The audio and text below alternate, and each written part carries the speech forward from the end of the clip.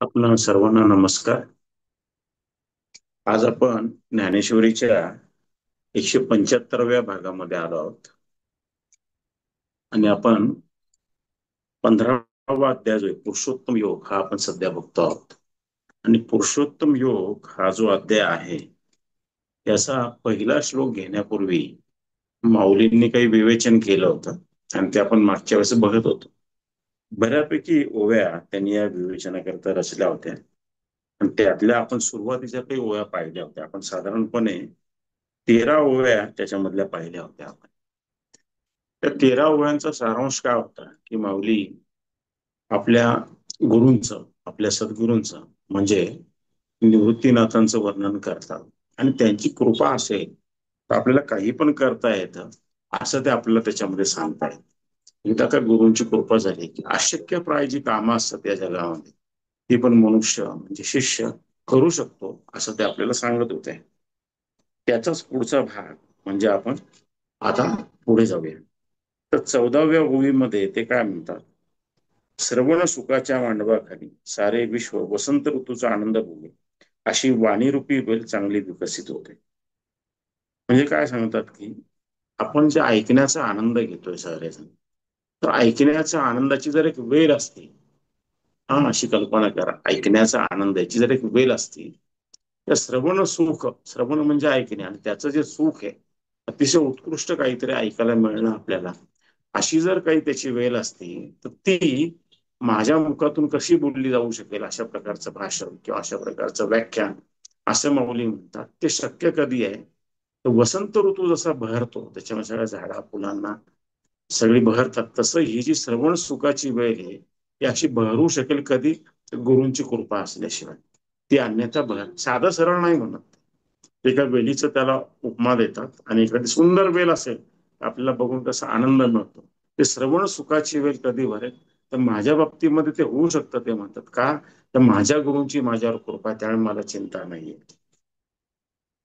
ते पर्यंत ज्याच्या स्वरूपाला प्राप्त न होताच मनास वाणी परत फिरते असा जो परमात्मा, तो त्या भाग्यवान गुरुसेवकांच्या, गुरुचरण सेवकांच्या मुखावटे जे अक्षर निघते त्या शब्दांचा चमत्कार होतो, तो त्याच्या शब्दाने अपरोक्ष होतो. ते काय म्हणतात की असा जो गुरूंचा शिष्य आहे ज्याच्यावर गुरूंची कृपा झाली त्याच्या मुखातून असे काही शब्द बाहेर पडतात की साऱ्यांना परमेश्वराचं ज्ञान जर एखाद्याला झालं नसेल तरी परमेश्वराच्या ज्ञानाच्या तोलामोलीचे शब्द बाहेर पडतात आणि प्रत्यक्ष परमेश्वर झाल्या, दर्शन झाल्याचा अनुभव समोरच्यांना मिळतो. अशा प्रकारची बोली माझे गुरु माझ्याकडून बोलून घेते. गुरु शेजारीच बसलेले आहेत, श्रोते समोर बसलेले आहेत आणि आपल्या गुरूंची कृपा आपल्यावर किती अशी त्यांची जी मनाची प्रबळ श्रद्धा आहे, खात्री आहे, ती कशी बघा तुम्ही. आता अशी ज्यावेळी गुरूंवरती श्रद्धा असते ना, प्रबळ श्रद्धा असते ना, त्यावेळी काही पण घडू शकतं. मी तुम्हाला सांगतो, गुरुवर एवढी प्रबळ श्रद्धा असेल तर काही म्हणजे काही घडू शकतं. पुढे ते काय म्हणतात, जे ज्ञानाला कळत नाही आणि ध्यानाचंही सापडत नाही असे जे निर्विषय ब्रह्म ते त्याच्या बोलण्यात सापडते. म्हणजे ते पुढे म्हणतात की ज्ञान जे परमेश्वराचं ज्ञान ज्यावेळी एखाद्याला होतं तर त्याच्या वाणीमध्ये गोडवा येतो, त्याच्या बोलण्यामध्ये शुद्धता येते आणि आपोआपच तो असं काही बोलतो ज्ञानी माणूस की समोरचा मंत्रमुग्ध होऊन जातो. तर ज्ञानाला पण जे सापडणार नाही आणि ध्यानाचा पण जे विषय होणार म्हणजे ध्यानामधून पण ज्याची प्राप्त होणार नाही अशा प्रकारचे ब्रह्म, परब्रह्म जे आहे त्याच्याबद्दलचे बोल माझ्या मुखातून बोलले जातील याची मला खात्री. आता हे स्वतःच गुरु झालेले आहे यात काही शंका नाही, पण तरी आपल्या गुरूंचा ते आशीर्वाद घेत आहे आणि जे शिष्य समोर बसलेले जे गुरु हो शिष्य होऊ पाहणार आहेत त्यांना ते आश्वासन देत आहे की गुरुचा महिमा किती मोठा आहे. आता याचा खरा अर्थ काय मी तुम्हाला सांगू का, व्यवहारात हे कशा दृष्टिकोनातून पाहायला पाहिजे मी ते तुम्हाला सांगतो. व्यवहारामध्ये काय होतं की संसार आपण ज्यावेळी करत असतो तर आपण संसारात असताना मुलांचे लग्न, मुलींचे लग्न, शिक्षण, नोकरी, व्यवसाय, पगार, घर दार, समाजातली मान प्रतिष्ठा, येणारी संकट, काय आपल्याला अचानक न सांगता संकट, अशा सगळ्या ह्याच्यातून आपण जात असतो. याच्या व्यतिरिक्त आपण दुसरा जो भाग असतो आनंद, समाधान, शांतता याच्यामधून पण जात असतो. मग अशा वेळी हे जे तत्वज्ञान माऊलींनी सांगितलं ते कसं वापरायचं, तर माऊली एकच सांग की गुरुचरणांवरती तुम्ही काय ठेवा, श्रद्धा ठेवा. काय सांगतो तुम्ही, श्रद्धा ठेवा. तुम्ही श्रद्धा, तुमची अशी श्रद्धा पाहिजे, अव्यभिचारी श्रद्धा पाहिजे. हे काय, माझे गुरु बघून घेतील आणि माझे गुरु बघून घेतील असं जेव्हा नितांत श्रद्धा निर्माण होते, तर अशा साधकाकरता साऱ्या गोष्टी गुरु करू येतात. आता गुरु त्या साधकाबरोबर असतात का तिथे त्यावेळी, असं जर तुम्ही प्रश्न विचारला, ते असतात.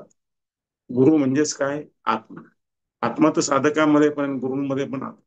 गुरूंच्या त्याचं प्रकटीकरण झालं, त्यामध्ये सगळ्यांशी कनेक्ट झालेले असतात. तुमच्या लक्षात आलं काय, ती जी परब्रह्म सगळीकडे एकच आहे, जे साऱ्या सृष्टीला चालवतं, चराचरामध्ये पण तेच ते झालेले असल्यामुळे ते कुठे पण काही करू शकतात.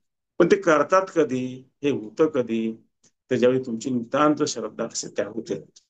त्याचं मुख्य काम काय आहे, ही श्रद्धा. आणि श्रद्धा हेच म्हणजे अध्यात्मातलं गुपितातलं गुपित काय, श्रद्धा. श्रद्धा असेल तर काही पण. जसं मी तुम्हाला एक उदाहरण सांगतो, पूर्वी सांगितलेलं आहे उदाहरण, ते परत सांगतो तुम्हाला. एक चित्राताई त्यांना ओळखतात, सुरतच्या बाजूला एक आध्यात्मिक गुरु आहेत. धुळ्याकडचे आहेत ते प्रॉपर. मूळ गाव त्यांचं धुळे आहे. एखाद्या गुरुचं मूळ गाव खरं म्हणजे शोधायचं नसतं. तर त्यांची पण बरेच प्रवचन आणि पुस्तकं उपलब्ध आहेत. तर त्यांची एक कुटुंब त्यांचं शिष्य झालं. त्या कुटुंबामध्ये एक लहान चिमुरडी मुलगी होती, 5-7 वर्षाची. ती मुलगी बघायची आणि ती पण त्यांची शिष्य झाली होती. त्या मुलीने हट्ट धरला की मामाच्या गावाला जाऊन, आणि सगळे मामाच्या गावाला जायला निघाले. ही मुलगी, तिची आई आणि वडील, आणि ते मामाच्या गावाला पोहोचले तिकडे. तर जाताना आबाळ भरून आलं होतं, आणि मग तिचे वडील म्हणाले, कसं काय जाणार, त्याने आपल्याला जायचंच, आपले गुरु पाहून घेतील म्हणा, तुम्ही कशाला काळजी करतात म्हणा. त्यांनी सांगितलंय ना. आता इतका निष्पाप जीव आहे, तिने जीवन पाहिलेलंच नाही, पण गुरूंचे शब्द ते ऐकत असेल, आई वडिलांबरोबर जात असेल प्रवचनाला. जसं नीलमची सुकन्या येते आपल्या इथे, तर तिची इच्छा असो नसो, तिच्या कानावरती ते शब्द पडतातच की नाही ते. तसं ती मुलगी ते ऐकत होती. आणि मग ते पाहून गेल ना, म्हणून जसं यांची गाडी पुढे जायची, खूप मागे अलीकडे पाऊस पडत होता, बराच मागे. नंतर पाऊस थांबला अचानक, आणि मामाच्या गावाला बाईक वरती पोहोचले सगळे. मग घरात गेल्यानंतर जवळजवळ संध्याकाळ झालेलीच होती. मग आता सांज वेळ आलेली आहे, पण अजून सूर्य मावळलेला नाही, पण आता मावळणारच आहे बा, अशी परिस्थिती होती. आणि मामाकडे गेलाय, तर घरामध्ये पोहोचल्यावर सगळ्यांना तर आनंद झाला, पण यांच्या लक्षात की मामा जरा चिंतेमध्ये आहे. मग त्या बहिणीने विचारलं काय झालं. ती म्हणाली की तो मामा म्हणाला, अरे काय झालंय, की पाऊस पडेल असा होरा आहे, आणि पाऊस पडला तर मोठी पंचायत होईल, कारण आवेळी येणारा पाऊस आहे. पावसात अजून सुरू व्हायचा आहे. तर माझ्या शेतामध्ये धान्य उभं आहे, आणि धान्य काढायला मी मजूर शोधले, पण मला मजूर मिळालेच नाही मला. आणि पाऊस पडला, आता हे हातात आलेलं धान्य वाया जाईल, ही मला मोठी चिंता लागून राहिली. आता ही मामाकडे आलेली मुलगी, तुम्हाला माहिती आहे, मामाच्या घरी गेल्यावर आपलं मन मामा मामी मध्ये कसं रमलेलं असतं, लहानपणी असतं ते विशेष रमलेलं असतं. की मामा काळजी काय करतोस म्हणे, गुरुंना सांगू की म्हणे आपण. आता तिचे बोल काही कोणी विशेष लक्षात घेतले नाही या मुलीचे. ती म्हणे, नाही नाही म्हणे, आपण सगळेजण बसून गुरुंना प्रार्थना करू म्हणा. मग त्यांनी काय केलं, ते मामाने पण मोठं दीक्षा घेतली होती की ते काय त्या कथेमध्ये उल्लेख नाही, घडलेली कथा आहे प्रत्यक्षामध्ये. मग त्यांनी फोटो वगैरे ठेवला आणि बसले, हिचा खूप आग्रह, सगळे बसले. आणि हिच्या आग्रहानुसार सगळ्यांनी प्रार्थना केली की आमच्या मामाचं काम होऊ दे. हं? आता सांज वेळ झालेली आहे, मजूर मिळण्याची शक्यता नाही, सगळ्यांना माहित आहे. पण लहान मुलीचं ऐकायचंच आता, ती हट्टच धरून बसली आहे. सगळे बसले आणि सगळ्यांनी प्रार्थना केली. आणि प्रार्थना संपली, ते घरात तिकडे तिकडे चालू आहे त्यांचं आपलं नेहमीच काम. तर बेल वाजली, आणि मग मामा उघडला, तर बाहेर काही लोक आलेले. ते राव, तुमचं धान्य कापायचं बाकी आहे का? हो म्हणे, बाकी आहे म्हणे. "नाही, आम्ही कापून देतो." मजूर होते ते. आणि हे म्हणा, "अहो, कसं?" "हो म्हणे, तुम्ही काय करा, दिवाबत्तीची सोय करा, आणि कुठे लावून ठेवायचं आम्हाला सांगा." मग तो मामाने बघू म्हणे करत असेल, मग तो गेला शेतात घेऊन त्यांना. शेताच्या आजूबाजूला कुठे गोडाऊन काय त्यांचं जे असेल ती जागा दाखव. आणि 2-4 तासात त्या मजुराने सगळं ते शेत साफ करून टाकलं आणि धान्य लावून ठेवलं कोठारामध्ये. आणि मग याने मजुरी वगैरे दिली, आणि घरी आला आणि त्यांनी सांगितलं काम झालं काय, असं 2-4 तास केले असतील ते. सूर्य तर मावळलेलाच होता आणि अंधारही पडलेला, पण काम झालं बहुक्षय. आणि अर्धा तासाने धो पाऊस पडला. म्हणजे काय झालं की निसर्ग हा गुरूंच्यामुळे थांबला काही का. कारण गुरु आणि निसर्ग एक झालेले होते. तुमच्या लक्षात आलं का? परब्रह्म जे काम करते सगळीकडेच उपलब्ध असते की नाही, तर ते एक झालेलं होतं.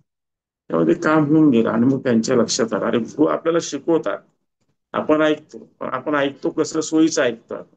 पण चिमुरडीने खरं ऐकलंय आणि तिने खरी प्रार्थना केली. तर हा जो अतूट ही जी श्रद्धा असते ना, ती माऊली इथे आपल्याला सांगतायत की ज्ञानेश्वरी सारखा विषय जे एका श्लोकामध्ये भगवान श्रीकृष्णाने अर्जुनाला सांगितलं, त्याच्यावरती 40-50 ओव्या लिहायच्या, उदाहरणासह लिहायच्या आणि ते समजेल अशा मराठीमध्ये सांगायच्या त्यावेळेसच्या. हा चमत्कार माऊली कसे करू शकतात की माझे गुरु माझ्याकडून बोलवून घेते, मी कशाला काळजी करू, ते आहेत ना, ते पाहून घेते. तर जे सामान्यपणे कोणी सांगू शकणार नाही आणि ज्ञानी माणूसही सांगू शकणार, त्याच्यापेक्षा भारी मी सांगेल असं ते सांगतायत. कळालं का? किती कॉन्फिडन्स आहे बघा त्यांचा. पुढे ते काय म्हणतात आता, श्री गुरुचरण रूपी कमलातील पराग म्हणजे प्रसाद जेव्हा प्राप्त होतो तेव्हा एवढे एकच पण महत्वाचे सदभाग्य वाणीच्या स्वरूपाचा आश्रय करून राहते. ते काय म्हणतात, गुरुंचे जे चरण आहे ते कमळ आहे असं तुम्ही समजा. काय म्हणतात माऊली, गुरुंचे चरण म्हणजे कमळ आहे आणि त्या कमळातला जो पराग आहे, तो पराग म्हणजे काय, आता हे काय करतात मधमाशा किंवा फुलपाखरू काय करतात, तो पराग खात असतात, आपल्याला माहित आहे ते. हा, आणि तो जो पराग आहे तो एक प्रसाद आहे असं तुम्ही समजा. गुरुचे चरण एक कमळ आहे, त्या कमळामध्ये जो पराग येतो म्हणजे प्रसाद आहे करून दिला असं समजा. असा प्रसाद प्राप्त झाल्यानंतर ते काय म्हणतात की वाणी जी आपली वाणी, वाणीला सदभाग्य नाही लाभणार तर काय होईल, वाणी काही करू शकेल. त्या वाणीला जर असा प्रसाद खाऊन सदा, आता प्रसाद काय असतो, मुखातून मध्ये जातो की नाही, जिभेवरच येतो की नाही, आणि बोलायचं काम काय करत असते, जिभा करत असते. तर असा जर परागरूपी प्रसाद जर खाल्ला तर मग ती वाणी कुठल्या कुठे जाईल, त्याची काय काळजी करायची गोष्ट आहे. असाच एक प्रसंग जर तुम्ही पाहिला, तुम्ही जर यांचं पुस्तक जर वाचलं असेल, परमहंस योगानंदांचं, तर ते शालेय जीवनामध्ये ते काही फार हुशार विद्यार्थी नव्हते. कारण त्यांचं शालेय म्हणजे आणि नंतर कॉलेजमध्ये ते गेले, काहीतरी B.Com का BA काहीतरी झाले, BA झाले मला वाटतं. तर त्यांचं एवढं लक्ष नव्हतं. तर त्यांच्या वडिलांनी गुरु केलेले होते. त्यांच्या वडिलांचे गुरु श्री लाहिरी महाशय होते आणि लाहिरी महाशयांचे गुरु म्हणजे महाअवतार बाबाजी महाराज.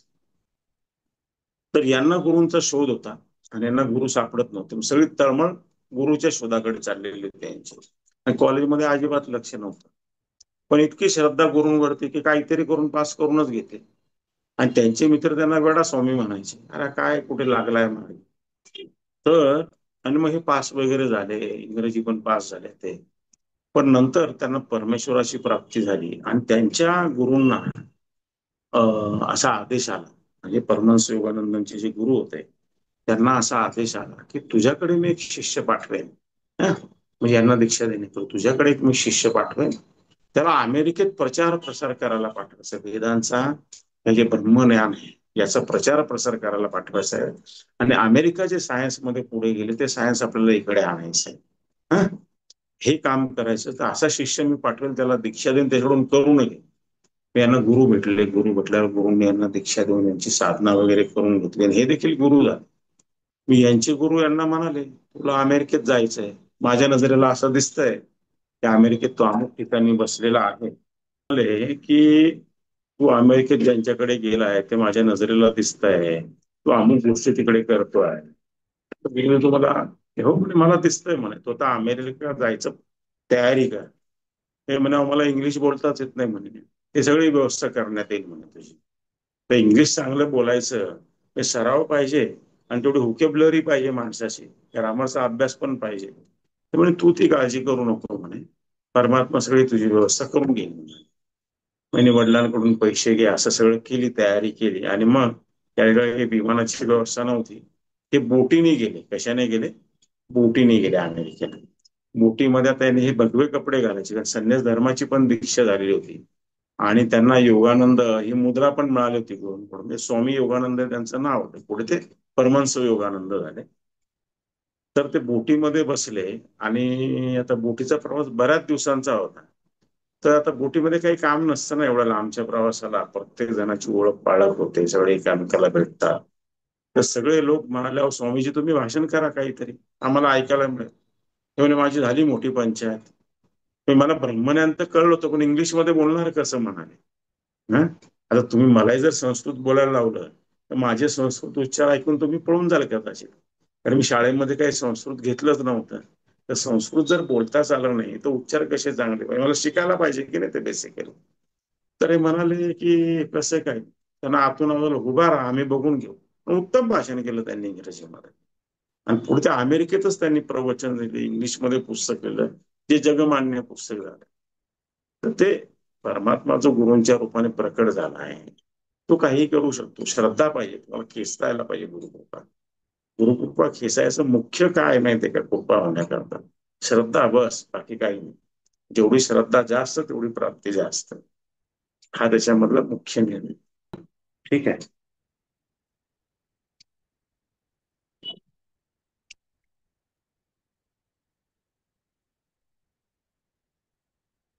तर पुढच्या ओळीमध्ये माऊली असं म्हणतात, तर या बाबतीत अधिक काय सांगू, आज ते सदभाग्य माझ्याशिवाय इतरांच्या ठिकाणी नाही असे ज्ञान देऊन. कारण की मी माझ्या श्री गुरुरूप आईचे एकुलते एक लहान लेकरू आहे, पण तिच्या कृपेला एकतंत्री एकटाच पात्र ठरतो. ते म्हणतात की आज असं माझं सदभाग्य आहे की माझ्या गुरूंची सारी कृपा मलाच मिळते म्हणून. का, तर गुरुरूपी ही जी आई आहे म्हणाले, हिचं मी एकटंच लेकरू आहे म्हणा, याला दुसरं लेकरूच नाही म्हणा, या सारी कृपा मलाच मिळेल म्हणे, माझ्याशिवाय कोण आहे म्हणे, मलाच मिळणार आहे कृपा, आणि माझं सदभाग्य आहे. आता प्रत्यक्षामध्ये काय असं हे लाडीवाळपणाने बोलतायत ते, पण गुरूंच्या ठिकाणी काय असतं माहितीये का, की जरी गुरुंना अनेक शिष्य असेल तर एखाद्या शिष्याला जास्त कृपा देणे दुसऱ्याला कमी होईल असं काही नसतं ते. आलं का लक्षात, ते अखंड असते सगळ्यांना. आलं का, याला कमी त्याला जास्त असं काही नसतं. शिष्याच्या हातामध्ये असं की आपण किती गुरुकृपा घ्यायला पाहिजे. आलं का लक्षात. पुढे ते म्हणतात, पहा चातक पक्षा करता मेघ आपल्यातील संपूर्ण पाण्याची वृष्टी करतो, त्याप्रमाणे सद्गुरूंनी माझ्या करता केली. आपला कृपारूपी साठा माझ्यात ओतला आहे, म्हणून माझे रिकामे असले तोंड वटवट करू लागले असता काय आश्चर्य. त्यातून गीतेसारखे ब्रह्मरसाने पूर्ण भरले अत्यंत उत्कृष्ट असे शास्त्र सहज सापडले. आता माऊली काय सांगतात, ते एक उदाहरण देतात आपल्याला. ते म्हणतात की तुम्ही जर चातक पक्षी पाहिला असेल तर चातक पक्षी काय करतो, साधं पाणी पित नाही. त्याचं काय वैशिष्ट्य असं, पावसाचं जे पडणारं पाणी असतं तेच तो पितो. तो वरून पडलेला जो थेंब असतो, जो मलिन झालेला नसतो मातीमध्ये मिसळून, तो अशी चोच उघडतो आणि तो डायरेक्ट चोचीमध्ये पकडून गिळून घेतो. तर मेघ काय करतात की त्याच्याकरता त्याला ताण लागली म्हणून एक पाण्याचा थेंब ते सोडत नाही खाली, ते खूप जलधारा करतात. एवढे चातक पक्षी असेल जिथे असेल कुठेतरी त्यांच्या मुखामध्ये हा थेंब पडेल, आणि इतकी जलधारा ते करतात की अख्खा ढग सगळंच्या सगळं त्या चातक पक्षाकरता खाली होऊन जातो. तर हे जे चातक पक्षाच्या बाबतीत तसंच गुरुंनी माझ्या करता केलं. माझ्या सद्गुरूंनी काय सगळी कृपा माझ्यावरच करून टाकली, जे काय त्यांच्याकडे आहे ते त्यांनी मला देऊन टाकलं, असं माझं भाग्य आहे. आणि एवढी कृपा झाल्यावर माझं जे रिकामं तोंड होतं, माझं जे मुख रिकाम आहे, ते आता वटवट करू लागलेलं म्हणजे बोलू लागलेलं. ते काय बोलायला लागलेलं आहे आता, हा, ते काय बोलतंय की ते गीतेसारखा जो ब्रह्मरसाने भरलेलं उत्कृष्ट शास्त्र आहे ते माझ्या मुखातून बाहेर पडू लागलेलं आहे. मला काही पण जमायला लागलेलं आहे, माझ्या मुखातून ते आपोआप बाहेर पडायला लागलं. असं एक उदाहरण मी पाहिलं होतं पुण्यामध्ये. जर तुम्ही नगर रोड वरती गेला तर तिकडे एक आश्रम आहे, त्या सद्गुरूंचं नाव मला आठवत नाही. तर काहीतरी निमित्त झालं आणि मला त्यांच्या आश्रमात जायचा योग आला. मी आध्यात्मिक गुरु म्हणून काम करतोय तेही करताय, त्यांचं पुस्तक माझ्या वाचनात आलं कसं काहीतरी मग मी तिकडे पुण्याला गेलो असताना त्यांना मी, ते एक संसारी गृहस्थ आहेत, आणि एके दिवशी त्यांच्यावरती अशी अचानक कृपा झाली. ते हरिद्वारला गेले होते काही कामानिमित्ताने, आणि नदीमध्ये आंघोळ वगैरे केली, तर हरिद्वारला एक संमेलन चालू होतं. तर त्या संमेलनामध्ये ज्योतिष्य शास्त्र आणि अध्यात्म असा काहीतरी विषय होता. तर कोणतरी यांना एक साधू भेटले, ते म्हणे तू बोलतोयस म्हणे, हाय म्हणे माझा काय संबंध, तुला कळतं म्हणे थोडंफार. अहो म्हणे पण त्याच्यात मी बोलू का, अरे म्हणे मी तुला आशीर्वाद दिला तू बोल म्हणे. आणि म्हणे मी गेलो, मला काय आतूनच चैतन्य दिलं, काय त्यांनी केलं मला कळलं नाही म्हणे. मी गेलो आणि त्या सभेमध्ये मी फार उत्कृष्ट बोललो म्हणे. त्याच्यानंतर माझं जीवनच बदललं. मग पुढे त्यांची साधना झाली आणि ते गुरु झाले. मग त्यांनी जे त्याचे शिष्य परिवार राहिला तर त्यांच्याकरता खोल्या बांध, त्या टॉयलेटला बांध, आवा, तिथे एक मोठं शिवलिंग, असं बरंच त्यांनी नगर रोड केलंय. पुण्यातला कुठला तरी एक भाग आहे नगर रोड, तर मी विसर, फार वर्ष झाले या गोष्टीला. पण त्यांनी असा हा प्रसंग सांगितला की एकदम अचानक कृपा कशी होते बा, अलग लक्षात. पुढे ते म्हणतात, नशीब ज्यावेळी अनुकूल असेल तेव्हा वाळूची देखील बहुमोल रत्ने होतात, आणि आयुष्य जेव्हा सबळ असते तेव्हा प्राण घेऊ पाहणाराही प्रेम करतो. आता इथे माऊली काय म्हणतात की तुम्ही लक्षात घ्या, माझं नशीब हे सबळ आहे. माझं नशीब कसं आहे, अनुकूल आहे. आणि ते नशीब अनुकूल असल्यामुळे काय होतं की वाळू जी वाळू वाळूमध्ये वाळूचे जे कण आहे, त्याचे देखील रत्न मरून जातात आणि माणसाला लाभ होऊन जातो. म्हणजे का तर नशीब चांगलं आहे, म्हणजे प्रारब्ध आपलं फुललेलं आहे. आणि त्याचप्रमाणे जर तुम्ही दुसऱ्या बाजूने पाहिलं, आयुष्यामध्ये सबळता असेल, आपल्या बळ खूप असेल आपल्याकडे, आणि चांगलं नशीब असेल आपलं, तर एखादा प्राण द्यायची वेळ आली असेल आपली समजा, नाही कशामुळे, तर जेवढं आपलं आयुष्य ठरलेलं आहे त्यामुळे प्राण जायची जर वेळ आली असेल, तर प्राण घ्यायला येणारा जो यम आहे तो देखील प्रेमाने परत निघून जातो. हे नशीब चांगलं असेल आणि सबळ जर असेल, तसं माझं झालंय, मला गुरु भेटले, मला काय चिंता आहे आता, मी काही करू शकतो. ते मावशी त्यांना काय झालंय, यांना असं प्रेमाचं पाझर फुटलेलं गुरु, किती बोलू नये किती नाही, गुरुकृपेबद्दल किती सांगू नये किती नाही, असं त्यांचं आतून ते भरून आलेलं आहे. ते जसं एखादी मुलगी असते, तरुण मुलगी, ती पहिल्या प्रेमामध्ये पडते आणि मग घरातल्यांनी तिच्या त्या लग्नाला होकार दिलेला असतो, वांगनिश्चय झालेला असतो. मग घरातल्या लोकांच्या लक्षात येता जाता ती तिच्या नवऱ्याबद्दलच बोलते, त्याने असं केलं, त्यांनी तसं केलं, मग जेवताना तो असं बोलला, मग आम्ही मसाला डोसा मागवला, मग तुम्हाला असं बोलला, मग मला तो बाजारात घेऊन गेला. ती काय तो पिछा सोडत नाही. घरातले म्हणता, हा ही प्रेमात पडलेली, आता आपल्याला सगळं ऐकणं भाग आहे लग्न होईपर्यंत.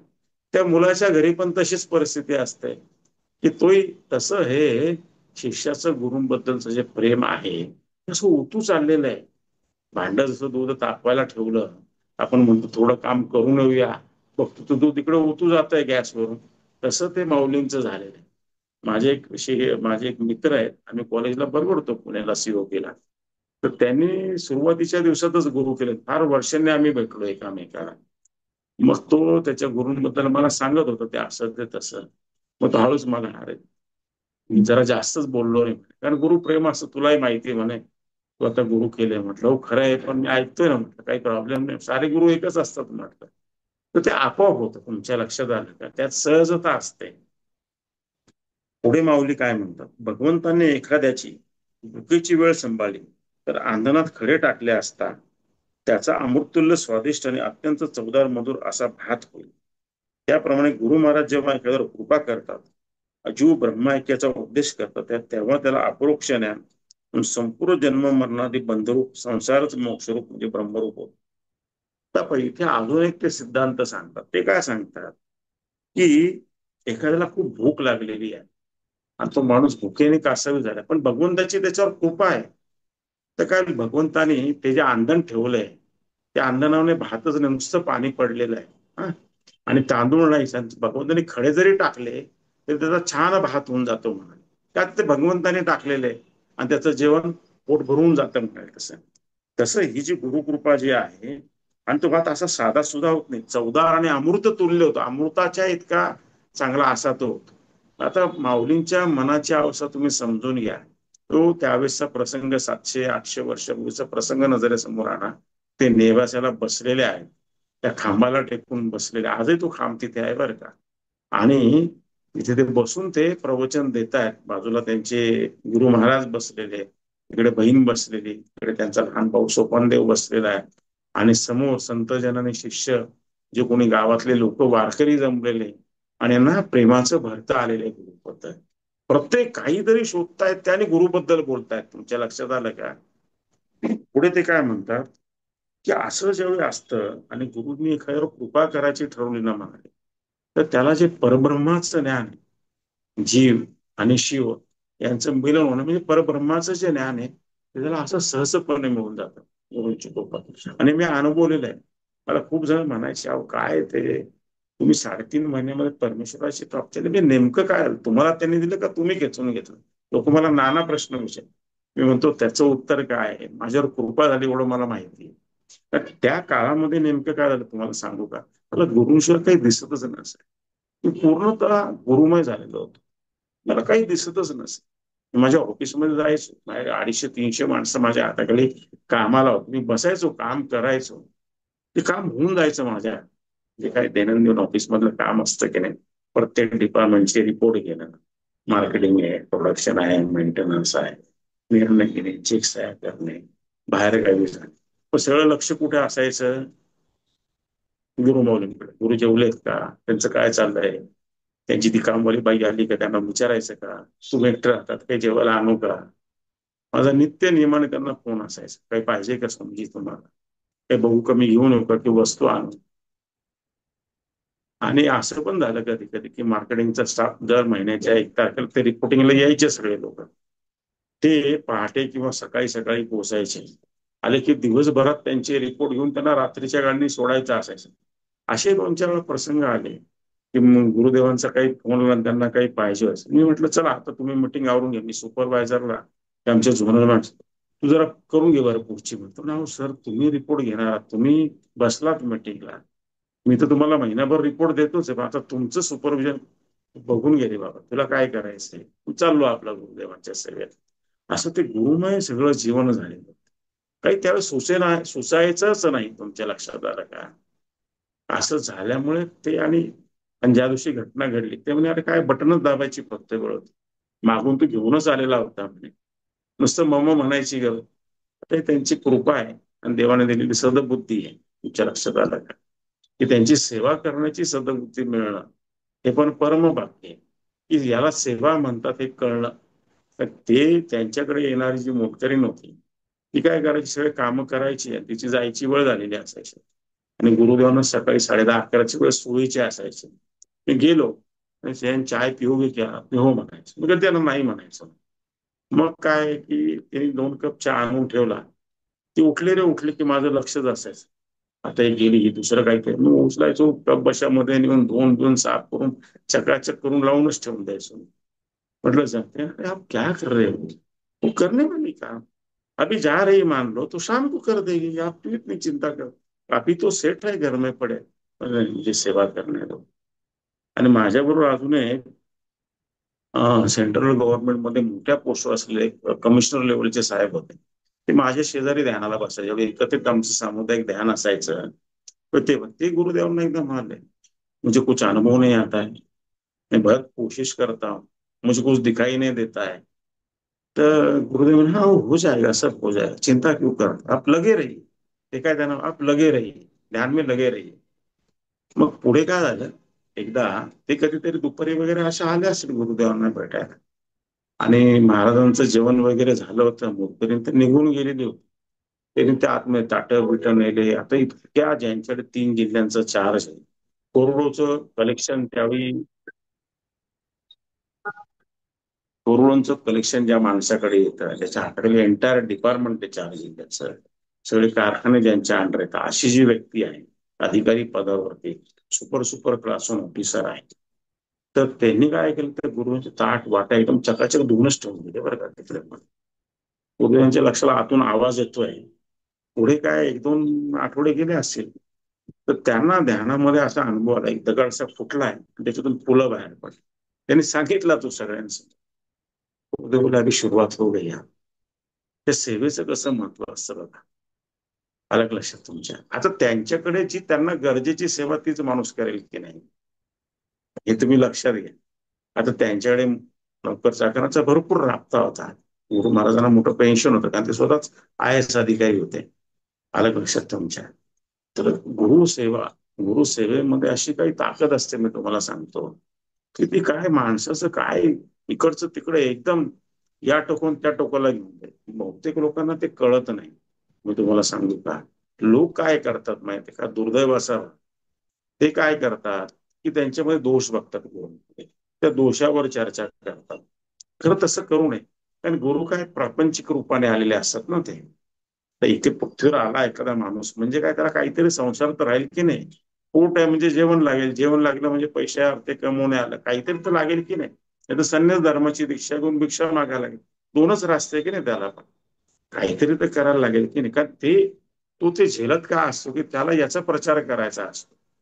अवतार बाबाजींचं एक प्रसिद्ध वाक्य आहे, तर जे गुरु म्हणून येतात ते इतरांपेक्षा जास्त दुःख सोसतात. तर त्यांना त्यात रस राहिलेला नसतो, तरी त्यांना ते करायला लागतं संसार. पण त्यांना खरं ज्ञान द्यायचं असतं आणि विरल असा असतो की तो ते ज्ञान घेतो. तुम्ही एक साधं उदाहरण घ्या, मी तुम्हाला सांग. एखादी नवी नवरी एखाद्या घरी गेलेली, अलीकडची नवीन नवरी जी लाडाकोडात वाढलेली एकदम, आणि तिचं लग्न आईनी लावून दिलं. तर का अलीकडच्या म्हणजे काय सगळ्या स्वयंपाक शिकतात असं नाही, तुम्हाला माहित आहे. अलीकडच्या नवीन सासवा काय म्हणतात, बाबा तिला नाही जमलं ना, थोडं मी सांभाळून घे, घरात वादविवाद नको, टीव्ही वरचं काय ते फॉलो घरात करायचं नाही, ते करमणूक करता पाहायचं असतं फक्त. पण या नवीन नवरीला कळतं आई तर माझी फार लांब आहे, तिच्याकडे जायचं म्हणजे मला 10 तास प्रवास करायला लागणार. त्यांच्याच बिल्डिंग मध्ये जर एखादी सुगरण बाई आहे, वयाने मोठी पण सुगरण आहे, तर तिने काय करायला पाहिजे, तिच्यावरून पाककला जर शिकायची असेल तर तिने काय करायला पाहिजे, तिचे दोष शोधायला पाहिजे का तिच्या गुणांचं कौतुक करून तिच्या बरोबर काम करून शिकून घ्यायला पाहिजे. तिने ते शिकूनच घ्यायला पाहिजे की नाही, तरच ते शिकवेल की नाही तिला. तिच्या तिच्या घरी गेली तिने सांगितलं तुम्ही फ्लॉवर पॉट नीट नाही ठेवला, तुमच्यावर अस्वच्छता आहे आणि तुम्ही साडी नीट नाही नसेल तर चालेल का? मला सांग, एक प्रॅक्टिकल तुम्ही विचार करा. ब्रह्मज्ञान पाहिजे म्हणजे काय? तुम्ही तर गोंदवलेकर महाराजांचं जर चरित्र वाचलं, उपलब्ध आहे ते नेटवर, आहे की नाही मला कल्पना नाहीये, ते गोंदवल्याला तो उपलब्धच आहे, ऑनलाईन तुम्ही मिळते असेल ते. तर तुम्ही वाचा. गोंदवलेकर महाराजांनी गुरूंचा शोध घेण्याकरता 2.5-3 वर्ष घालवली. बऱ्याच गुरूंना ते भेटले आणि ज्यावेळी त्यांना गुरु भेटले त्यावेळी अ, त्यावेळी ते माझ्याकडे पण आले होते. मी खालच्या बाजूला काम करायचो, साऊथच्या बाजूला आध्यात्मिक गुरु सुद्धा. मी म्हटलं मी तुझा गुरु नाही बाबा, तुझे गुरु वेगळे म्हटलं. आणि ते पुढे त्यांना गुरु भेटले आणि त्यांचे गुरु बीडमध्ये येडा तुका महाराज होते. त्यांना येडा तुका म्हणायचे लोक, आणि फार पोचलेली व्यक्ती होती, फार मोठ्या आधी. पण यांनी त्यांची जी सेवा केली, त्यांच्या ज्या आज्ञा पाळल्या, ते जर तुम्ही ते चॅप्टर वाचले तर तुम्हाला आश्चर्यचकित होईल. तसंच गोंदवलेकर महाराजांचे जे शिष्य होते, कोण? बेलसरे. ते तर कॉलेजमध्ये प्राध्यापक होते, मुंबईमधल्या मोठ्या कॉलेजमध्ये प्राध्यापक होते.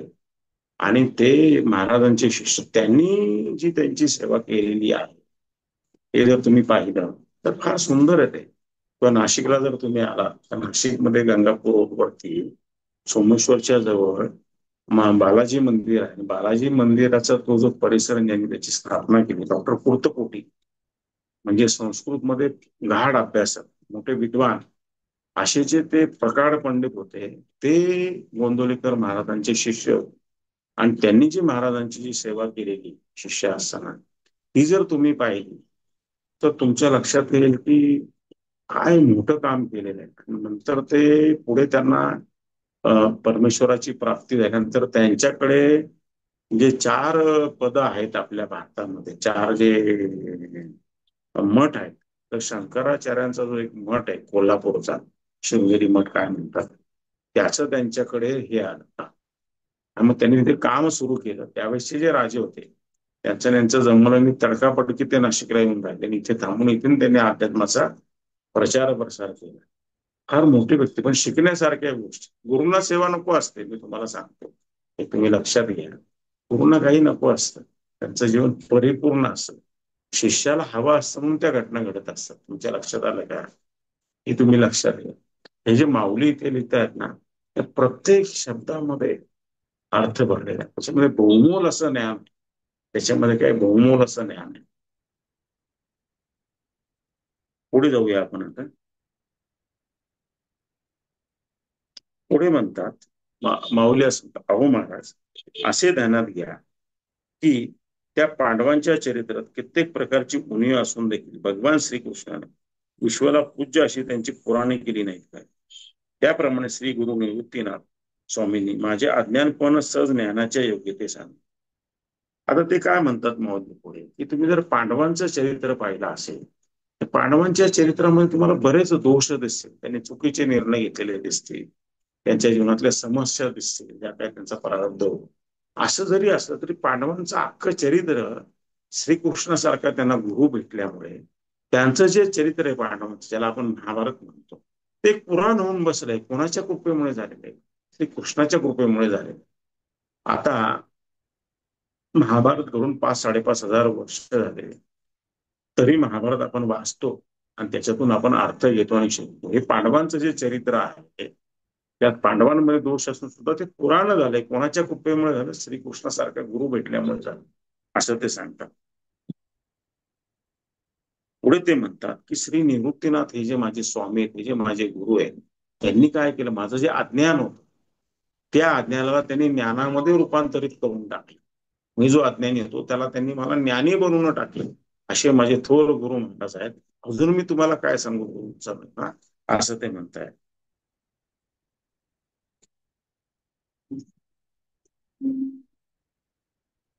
तथापि श्री गुरुकृपेचे वर्णन पुरे झाले. अधिक वर्णन करण्याने शुद्ध प्रेम मलिन होते आणि श्री गुरूंचे यथार्थ महत्व वर्णन करण्याएवढे मला उत्तम असे ज्ञान कुठे आहे. ते काय म्हणतात, मी फारच माझ्या गुरूंबद्दल बोललो, एवढं जास्त कशाला बोलायला पाहिजे म्हणून. आता खूप असं कौतुक केलं, ते शुद्ध प्रेम आहे त्यांचं, माझं ते मलिन नको आहे ना. अलग लक्षात, त्यांचं माझं जे शुद्ध प्रेम आहे ते मलिन नको, एकदम ते असं आता अलर्ट झालेले आहेत बोलता, ते मलिन नको आहे ना.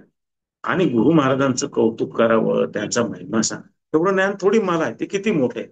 आणि परत नम्रता पण ते दाखवतात आपल्या बोलताना. आता श्री गुरूंच्या प्रसन्नता रूपी प्रसादाने गीतेतील भावार्थ सांग, मी संतांची चरण कमल सेवा कर. आता ते काय म्हणतात की श्री गुरूंचे जे चरण आहे ते कसे प्रसन्नता देणार आहे, असा हा जो प्रसन्नता रूपी प्रसाद मला मिळाला गुरूंच्या चरणांमधून, तो घेऊन मी आता गीतेचा भावार्थ तुम्हाला सांगेन आणि समोर जे संत जन बसलेले आहेत त्यांच्या चरणांची मी सेवा करेन. किती नम्रता आहे बघा. यांना ज्ञान झालेलं आहे, यांना माहिती आहे आपण सांगू शकतो, गीतेवरती प्रवचन देऊ शकतो, पण ते श्रोत्यांच्या चरण कमलांची मी सेवा करेन असं म्हणतात. म्हणजे नम्रता किती बघा. आणि ज्ञान जे असतं ना ते नम्रतेनेच शोभून दिसतं. तुमच्या लक्षात आलं का? ज्ञानाला जर ज्ञानाचा खरा अलंकार असेल तर तो नम्रता हाच आहे, मी तुम्हाला सांगतो.